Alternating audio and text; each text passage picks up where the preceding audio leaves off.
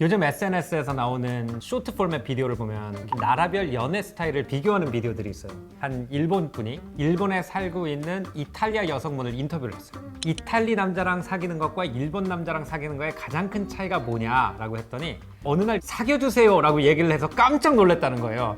우리나라와 일본에 있는 고백 문화가 유럽 분한테는 조금 어색하게 느껴졌던 거죠. 한국과 일본도 마찬가지. 썸 타는 사이에서 사귀는 사이로 가는 과정이 너무 칼 같아. 한쪽에 제한, 고백이지, 반대쪽에 수락. 이 과정이 너무나 중요한 거야. 그래서 수락을 못 받으면은 친구들이랑 술 먹으러 가던가 우리 어렸을 때 많이 나오는 드라마는 비 오는 날 한강 다리를 뛰죠. 소리 지르면서.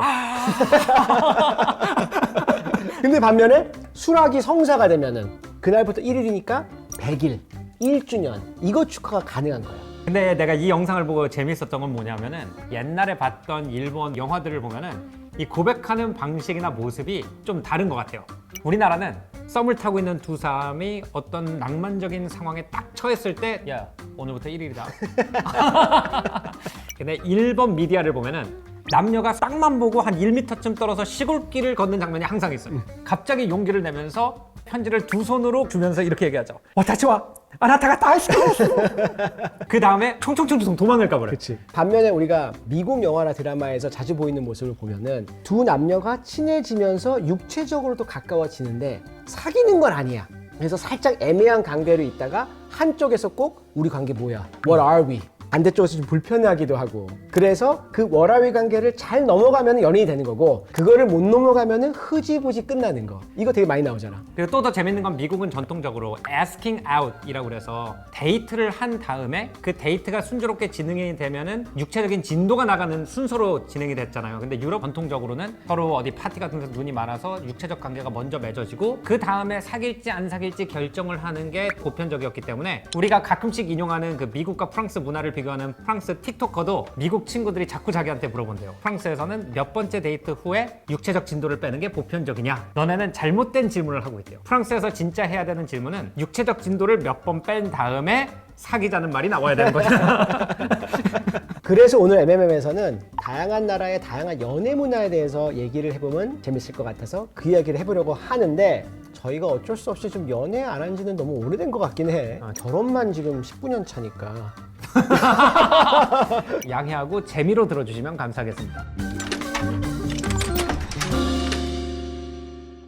지금 미국 연애와 한국 연애의 가장 큰 차이점은 미국 젊은 친구들은 거의 대부분 데이팅 어플리케이션을 통해서 연애를 한다는 것 같아요. 뭐 우리나라에도 잘 알려진 틴더 같은 어플도 있지만 범블이라든지 힌지 같은 다양한 어플을 이용해가지고 캐주얼하게 만나고 싶을 때는 이 어플, 진지하게 만나고 싶을 때는 저 어플을 사용해서 만나는 게 진짜 2023년 미국의 연애 모습이 아닌가라는 생각을 했어요. 그래서 우리가 대표적인 앱들 좀 얘기를 해보면 글로벌하게 가장 많은 사람들이 쓰는 데이팅 앱은 틴더라고. 틴더 사용자만 무려 7,500만 명이야. 와. 그리고 유료 사용자만 뭐 1,500이 넘는데 틴더가 널리 퍼뜨린 시스템이 관심이 없으면 왼쪽으로 스와이프를 해. 관심 있는 사람이 있으면 오른쪽으로 스와이프를 해. 그 사람도 나를 보고 오른쪽으로 스와이프를 했어. 그럼 우리 서로 연락을 할 수 있는 거야. 카페 같은 데서 어떤 분이 영혼 없는 눈빛으로 이렇게 왼쪽으로 스와이프를 하다가 갑자기 살짝 집중하면서 오른쪽. 또 이제 건성건성 왼쪽으로 스와이프하다가 눈이 커지면서 오른쪽. 그러면 그분은 사랑을 찾는 분이야.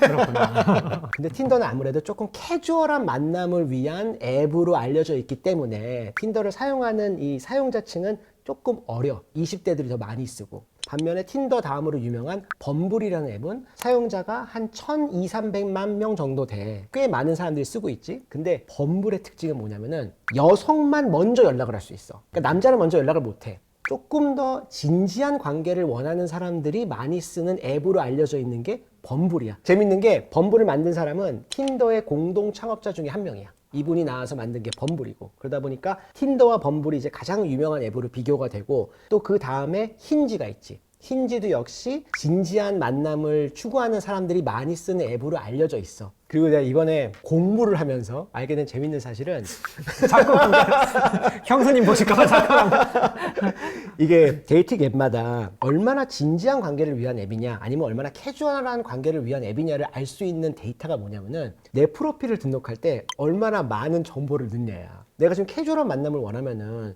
중요한 거. 내 외모. 예쁜 사진, 키, 사는 지역 정도 있으면 되잖아. 근데 좀 더 진지한 관계를 원한다. 그럼 뭐 좋아하는 책, 뭐 나의 취향, 뭐 음식 뭐 좋아하고 막 이런 걸 막 넣어야 될 거 아니야. 힌지나 범블 같은 경우는 그런 거를 굉장히 많이 넣어야 된대. 그래서 틴더도 이제는 조금 더 진지한 사람도 우리 앱 쓰세요라고 하는지 프로필에 들어가는 정보량을 최근에 늘렸대. 자, 그럼 한국은 어떨까? 궁금해가지고 역시 리서치를 해봤어. 결혼 정보회사 중에서 가장 유명한 듀오의 사용자 수가 35,000명이야. 그럼 대충 기준이 잡히잖아. 우리나라 1등 데이팅 앱인 틴더가 21만 명이야. 2위인 글램이라는 앱은 사용자가 18만 명이야. 생각보다 많다라고 생각을 하다가 그 다음 데이터를 봤는데 우리나라 틴더 사용자의 남성 비율이 96%. 의미가 없네. 21만 명 중에 20만 명은 남자라는 거야. 참고로 미국 같은 경우는 남자 비율이 60~70%. 그래서 기본적으로 데이팅 앱은 남자 비율이 많은데 96%는 좀 심하잖아. 그냥 의미가 없는 거죠. 그래서 내가 궁금해가지고 내 인스타그램에다가 설문을 올렸어. 데이팅 앱으로 연애 상대를 찾으실 생각이 있습니까? 라고 올렸어. 한 6,600분 정도가 답을 하셨는데 74%가 없다라고 하셨어. 와. 물론 데이트에 만나가지고 데이팅 잘하고 결혼하신 분들도 있지. 근데 74%는 없다고 설문한 걸 보니까 아직까지는 자리를 잡았다고 하기는 어렵지 않을까라는 생각이 들어. 자만추라는 표현이 있잖아요. 자연스러운 만남을 추구한다. 옛날처럼 이성과 교제를 할 목적으로 뭐 소개팅에서 어색하게 앉아있고 이런 거 싫다. 취미를 공유하는 사람이랑 같이 놀거나 뭐 독서 모임 가가지고 토론을 하거나 이러다 자연스럽게 만나고 싶다. 이게 트렌드가 되고 있는 것 같은데 미국이랑 거꾸로인 것 같아요. 미국은 제가 학교 다닐 때는 다 자만추였어요. 그러다가 어플이 생기기 시작하면서 매개를 통한 연애를 오히려 더 많이 하고 있는 것 같고 우리나라는 옛날에는 소개팅이라든지 매개를 통한 연애가 주가 되고 있었는데 그거의 여러 가지 단점을 사람들이 깨달으면서 자만추 쪽으로 가고 있는 것 같고 그래서 미국과 우리나라가 트렌드가 약간 반대 방향으로 가고 있는 것도 흥미로운 것 같아요. 한국에서 내가 마음에 드는 이성한테 불쑥 가가지고 말 거는 게 아주 편하진 않잖아. 그러다 보니까 한국에서 진정한 자만추가 되기 위해서는 동호회 모임이든 운동하는 모임이든 독서 모임이든 뭔가 기본적으로 처음에 대화를 할 수 있는 환경까지는 만들어주는 게 한국의 자만추 문화에서 너무 중요한 것 같아. 그래서 틴더가 우리나라 처음 진출했을 때 대체로 동네 친구를 찾으세요. 이런 취미를 공유하는 공간에 가서 취미만 즐기고 와도 괜찮고 썸이 일어나가지고 연애로 이어져도 괜찮다. 미국에서는 만나자마자 불꽃이 튄다. 근데 이 틴더 등의 데이팅 앱으로 이제 미국에서 연애를 많이 하다 보니까 여기에 대한 부작용을 지적하는 사람들도 굉장히 많아요. 요번에 뉴욕 가가지고 처음으로 내가 미국에서 성형 광고가 지하철에 붙어 있는 거를 그렇게 많이 봤어요. 왜 그런가 생각을 해보니까 이성을 만나는 방법이 사진을 뜨고 컨택을 받는 방식으로 되다 보면은 아무래도 외모에 대한 집착이 젊은 층에서 더 높아지지 않나라는 생각이 들었어요. 그래서 성형외과에서 가장 많이 들어오는 리퀘스트 중에 하나가 필터를 쓴 자기 사진을 보여주면서 이렇게 만들어 달라고 하는 경우가 굉장히 많다고 그러더라고요. 그리고 전에 제가 이제 컨텐츠에도 올렸는데 우리나라에서 이제 저출생에 관련된 기사를 보면 대체로 경제적인 이유에 대해서 얘기를 많이 하잖아요. 근데 미국의 사회평론가들 같은 경우에는 데이팅 앱의 알고리즘이 장기적인 관계 형성에 도움이 안 되기 때문이다라는 비판이 굉장히 많이 나와요. 미국도 우리나라만큼은 아니지만 혼인율과 출생률이 둘 다 낮아지고 있는데 틴더 같은 앱들이 외향적인 모습만 보고 상대편을 고르는 시스템을 가지고 있기 때문에 진지한 만남을 불가능하게 만들어서 그렇다. 사실 이런 데이팅 앱의 알고리즘이 우리의 가족관이나 사회 전체의 환경까지 바꿀 수 있다라고 경고하는 사회 비평이 나올 정도로 이제 미국에서는 이런 데이팅 어플이 완전히 메인스트림으로 자리 잡은 것 같아요. 근데 우리가 지금까지 미국이랑 한국 얘기를 많이 했잖아. 유럽은 어때? 우리가 대체로 유럽 얘기를 할 때 젊은 층이 연애를 하는 걸 부모가 용인해 주는 거에 초점을 맞은 컨텐츠는 굉장히 많이 나왔어요, 우리나라에서. 근데 내가 유럽 가가지고 이거보다 더 신기한 건 뭐였냐면은 부모나 할머니, 할아버지들이 아들이나 손자, 손녀 앞에서 자유롭게 연애한다는 거. 유럽은 이미 1920년대 보면은 디자이너 코코 샤넬 같은 사람이 여러 음악가와 같이 사랑을 나누고 이런 스토리들이 있잖아요. 벨레포크 시대를 살았으니까 그분들은. 그렇죠. 요즘 세대는 연애가 굉장히 개방적이고 전 세대는 보수적이라는 그 프레임은 굉장히 잘못된 것 같아. 왜냐면 지금 승현이 말한 대로 Z세대가 연애를 하고 있고 그 부모들은 대부분 X세대야. X세대 90년대 지금보다 개방적이었어 연애는. 그 윗세대는 미국을 보면은 70년대야. 히피 세대. 히피 세대야. 이 세대는 지금은 상상할 수 없는 개방을 즐긴 세대란 말이야. 근데 거기서 이제 미국은 한 세대 더 올라가면은 1940년대, 50년대가 나오죠. 그땐 대공황과 2차 세계대전의 시대였기 때문에 굉장히 엄숙주의의 시대였는데 또 거기서 한 세대를 더 올라가면은 1920년대의 위대한 개츠비 시대가 나오거든요. 아, 그렇네. 그래서 이게 이제 왔다 갔다 하는 게 있는 것 같아요. 우리나라는 1950년대, 60년대 굉장히 연애가 보수적이었잖아요. 80년대부터 연애가 자유로워지기 시작하면서 서구화가 되면서 아이들이 문란해졌다라는 얘기를 어른들이 많이 했었어요, 그때는. 우리 세대가 그걸 듣고 자란 세대니까. 그러다는 생각이 한국도 그러면 X세대가 부모가 되는 세대부터는 이 연애에 대한 얘기도 훨씬 더 자유롭게 할 수 있는 세대의 시작이 되지 않을까. 뭐 거기에 대한 좀 사명감을 느껴야겠다라는 생각도 들어. 요거 지금 녹화본 있죠? 요거 박제해 놨다가 따님이 한 14살 됐을 때 틀어드리겠습니다. 할 수 있어. 우리가 오늘 연애 얘기를 하면서 어떻게 만나는지에 대한 얘기를 했는데 결국 제일 중요한 건 어떻게 만나냐도 있지만은 어떤 인간관계를 쌓아가냐가 제일 중요한 것 같아. 내가 최근에 시작한 내 유튜브 채널에서도 얼마 전 한 얘기인데 회사를 나와보니까 진짜 내 걸로 남는 거는 내가 번 돈이랑 내가 만든 인간관계더라고.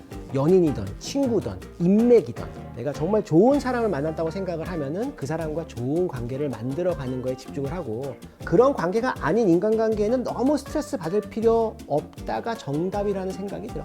그리고 또 우리가 나라별 비교하는 컨텐츠를 할 때는 재밌기 위해서 그만 차이점에 주목을 하지만 사실 두 사람이 만나가지고 사랑에 빠지고 커플을 이루고 가족이 된다는 거는 인간이 정말 태고적으로부터 해왔던 본성 깊은 곳에 내재되어 있는 행동이잖아요. 그래서 여러 나라 사람들이 사랑하고 아름답게 살아가는 걸 보면은 그만큼 만국 공통인 것도 없다라는 생각이 들어요. 그냥 지금 20대로 돌아가서 연애를 한다고 하시면은 데이팅 앱 쓰실 거예요? 저는 뭐 워낙 테크 좋아하니까 궁금해서라도 여러 개 써보지 않을까 싶어요. 데이팅 앱 상에서 나는 경쟁력이 없을 거라고 생각해. 데이팅 앱은 일단 몸이 좋아야 돼. 다 막 서핑하는 형님들 어깨 이렇게 하고 찍은 사진인데 내 사진이 들어가 봐. 그래서 나는 20대 초반에도 클럽을 안 좋아했어. 동아리형 인간이야 넌. 네. 우리는 입 막아놓으면 아무것도 없어.